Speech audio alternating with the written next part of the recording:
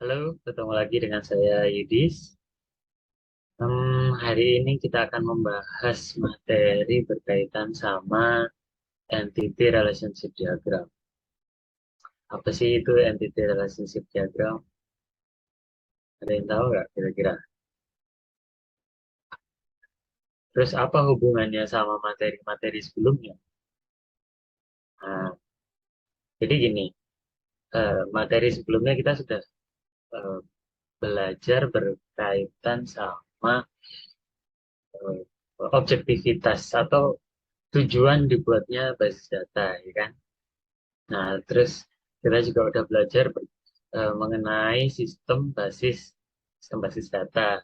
Nah, hubungannya apa ya? Hubungannya saat kita akan membuat basis data, kita itu harus merancang sebuah diagram dulu. Sama seperti ya, analoginya itu sama seperti kayak kita mau membangun rumah. Jadi nggak tiba-tiba kita langsung apa bikin pondasi langsung bikin tembok gitu enggak, tapi ada step-stepnya dulu, yaitu apa, menggambar menggambar denah atau gambar sketsa dari rumahnya, kalau perlu dikonsep ya kan, biar biar cantik ya. Nah, sama basis data juga gitu, nggak tiba-tiba kita bikin tabel, nggak tiba-tiba kita bikin tabel itu wadahnya ya. Maksudnya kita kan bikin database berarti kan kita bikin wadah penyimpanan kan. Ya, secara gampangnya kan gitu. Membuat database, membuat wadah penyimpanan.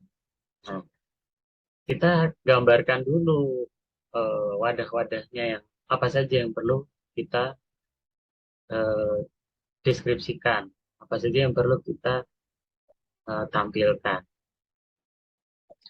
Nah, secara deskripsi eh, entity relationship diagram adalah model data berupa notasi grafis.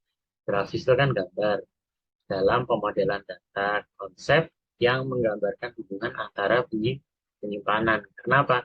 Kemarin kita belajar sama-sama bahwa basis data adalah tempat penyimpanan data yang saling berhubungan atau berelasi. Oke? Gitu ya. Nah,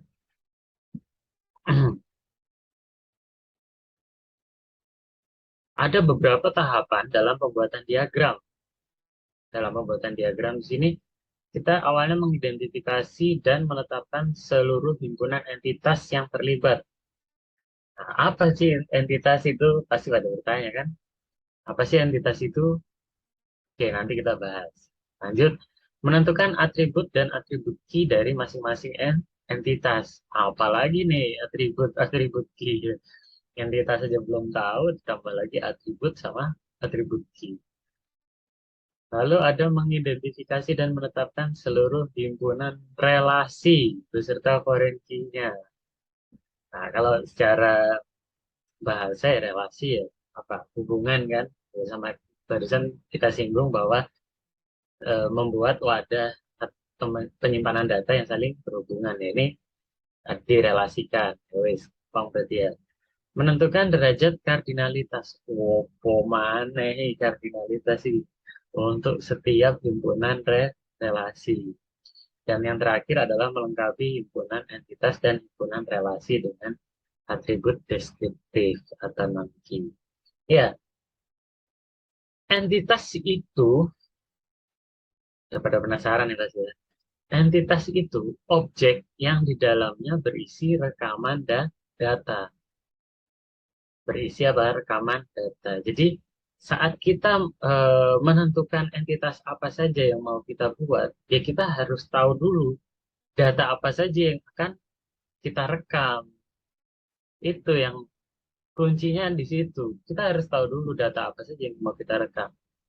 Ambil contoh, kita mau mencoba membuatkan tempat mencoba membuatkan database studi kasusnya misalkan di apotik. Ya udah kita tinggal apa namanya ya, kita tinggal mencari tahu apa apa saja data yang akan direkam di apotek situ. Caranya gimana? Ada beberapa cara. Yang pertama, ya udah yang paling gampang kita googling, ya. Namanya juga belajar kan. Kalau belajar ya udah kita googling aja. Googling, dibaca, kira-kira data apa ya yang mau direkam, gitu. Terus ada lagi cara yang kedua, bisa eh, sharing sama temennya, bisa tanya-tanya mau bikin tempat penyimpanan data apa. Ya sebelumnya harus baca dulu seperti apa data yang mau disimpan, itu harus tahu dulu ya.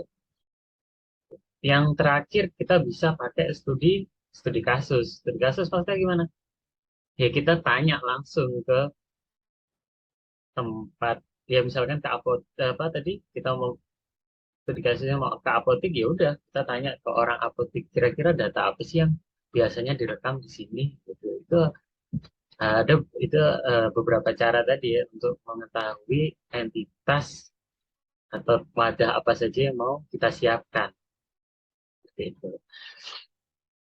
Nah, setelah itu kita bisa em, tadi ya kalau udah studi kasus atau nyari atau sharing tadi yang harus dipersiapkan tadi kan wadahnya, terus kita bisa melalui proses bisnisnya atau proses kegiatannya di sana. Nanti sedikit banyak akan tahu, misalkan dalam dalam apotek itu kegiatannya apa? Jual beli obat, ya kan? Yang beli siapa? Ya ada pelanggan atau customer, ya kan? Terus ada lagi eh, pegawainya pasti kan. Terus apa? Ya obatnya ya udah pasti. Berarti kira-kira yang data apa saja yang mau direkam, ya berarti ada data obat, ada data karyawan atau pegawainya, ada data customer atau pelanggan. Nah, itulah yang disebut entitas. Atau secara gampangnya itu adalah wadah, udah gitu aja. Kita bikin nyiapin tempat lah untuk menyimpan data-data itu tadi. Lalu dilanjut sama atribut, adalah karakteristik yang dapat menggambarkan sebuah entitas. Nah, berarti atribut sama entitas ini saling berhubungan. Nah, kalau karakteristik berarti apa? Yang mendeskripsikan dia entitas. Kalau langsung aja deh, kalau kita ambil tadi entitas obat. Nah, karakteristik obat itu apa saja yang melekat di kemasannya, misal kemasannya ada nama obatnya udah jelas, ada eh, yang produksi siapa, gitu kan, distributornya, terus misalkan ada tanggal kadaluarsa, ada tanggal produksi. Nah, itu eh, udah beberapa atribut yang bisa disebutkan dalam satu entitas obat. Atau contoh lain, misalkan apa karyawan atau pegawainya. Ya udah, kita tinggal cari tahu kalau dari orang atau dari manusia ya, yang mau direkam itu datanya apa kira-kira? Nama boleh, terus apalagi nomor pegawai boleh, tanggal lahir, tempat lahir, nomor HP, atau apalagi hobi misalkan. Nah, itu adalah atribut atau karakteristik yang menggambarkan dia entitas. Ya, jadi entitas itu wadahnya, terus disertakan dengan atribut-atributnya atau karakteristiknya tadi.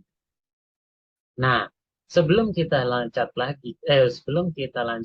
lagi, kita harus benar-benar memahami entitas sama atribut dulu.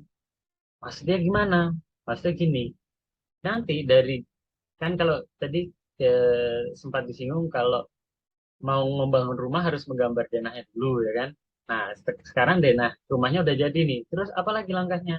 Yaitu me- mengkonversikan ke bentuk rumahnya ya. Iya, ruangan apa namanya, ruang tamu sebelah mana, kamar sebelah mana, terus kamar mandinya di mana, dapur di mana, gitu kan?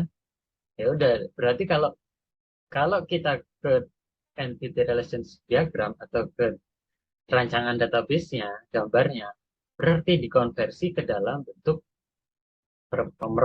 pemrograman atau query. Itu tujuannya. Jelas ya sampai di sini. Nah, kalau jelas, kenapa kita harus benar-benar paham?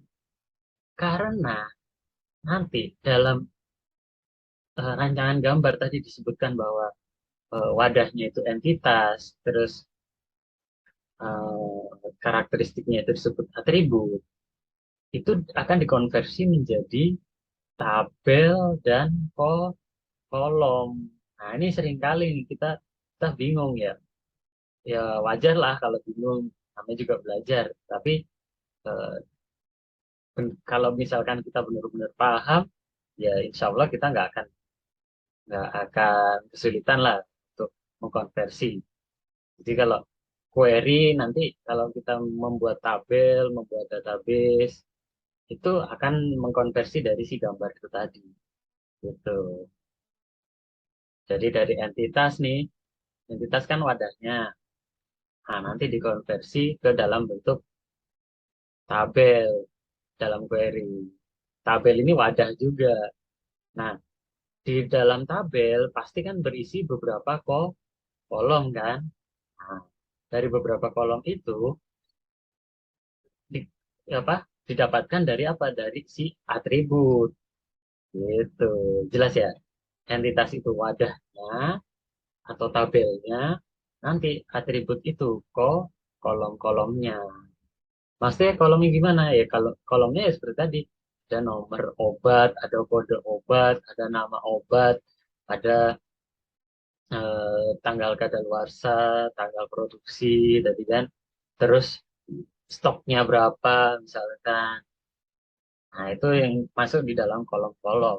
Nah, dalam penyebutannya nanti, satu baris data dalam database itu terdiri dari beberapa kolom itu tadi. Jadi terbacanya itu satu baris data kolom dari beberapa kolom. Ya. Nah, terus tipe data ini buat apa? Tipe data ini seperti kalau kita yang tadi kembali ke denah rumah tadi. Denah rumah kan harus kita harus tahu dulu luasnya berapa untuk mengisi apa di dalam itu. Misalkan kalau kamar ya si kasur, lemari, meja meja meja serbaguna dan lain-lain. Nah, sama tipe data di dalam database rancangan ERP juga untuk mendeskripsikan apa namanya wadah yang mau apa data yang mau disimpan di situ tadi. Kalau misalkan nama ya udah kita butuh berapa. Eh, Kalau dalam denah kan luasnya ya kan luas luas ruangannya. Tapi kalau di dalam database ya apa misalkan panjang karakternya kalau nama atau nomor HP panjang angkanya gitu. Nanti kalau kalau tanggal lahir, apalagi misalkan ada tanggal, bulan, tahun. Terus kalau hobi, apa misalkan karakternya lagi. Nah, kurang lebih seperti itu tipe data. Maka di sini secara deskripsi media atau memori pada komputer yang digunakan untuk merekam data. Nah, lalu ada primary key, ada foreign key. Primary key itu apa? Primary utama. Key apa? Kunci. Jadi primary key adalah sebuah nilai yang digunakan untuk menandai sebuah record dalam tabel itu sendiri. Menandai sebuah record. Iya, karena setiap record data, setiap satu baris data itu akan berbeda-beda. Beda-beda gimana? Jadi misalkan nih, ada katakanlah obat tadi sama-sama obat buat pusing. Ya, obat buat pusing. Tapi judulnya beda kan? Namanya juga beda. Sorry, namanya beda, nama obatnya. Merek lah, merek obatnya beda. Ya, berarti kita harus membedakan kedua obat itu dengan primary key. Atau sama-sama eh, produknya misalkan apa ya? eh, Nama deh, nama pegawainya misalkan. Nama pegawainya ada yang sama-sama namanya Doni. Sama-sama namanya Doni, tapi sebenarnya dia berbeda orang. atau bahkan atau bahkan jika mereka kembar, ya tetap harus dibedakan. Namanya misalkan Doni Ramadan, Doni Ramadan, misalkan seperti itu ya. Tanggal lahirnya beda. Tanggal lahirnya sama, tanggal lahirnya sama. Jadi ya tapi tetap dia kan orang yang berbeda, ya kan? Jadi harus dibedakan. Bisa dengan primary key itu tadi. Nah, yang bisa dijadikan primary key adalah apa? Yang pada umumnya dia bersifat unik dan tidak akan bisa dikembari sampai kapanpun dia misalkan bekerja di situ. Termasuk kayak kita nih, punya nomor KTP. Nggak mungkin nomor KTP kita sama, itu nggak mungkin. Ya, seperti itulah apa namanya primary key. Terus kalau foreign key itu apa? Foreign itu asing, key kunci. Bisa jadi kunci asing. Jadi sebuah nilai yang digunakan untuk menandai record di tabel lain. Kalau primary key itu di tabel sendiri, kalau foreign key itu di tabel yang lain. Gitu ya. Nah, untuk menggambarkan notasi diagram, apa untuk menggambarkan entity relationship diagram, itu biasanya menggunakan notasi atau simbol. Ada persegi panjang dengan sudut yang agak melengkung, ada belah ketupat, ada oval. Kalau yang persegi panjang itu entitas, yang oval itu atribut, yang belah ketupat itu relasinya. Terus dihubungkan dengan apa? Garis. Ada garis lurus tegas nih, contohnya ada garis putus, putus-putus. Oke deh, kita coba langsung aja gambarkan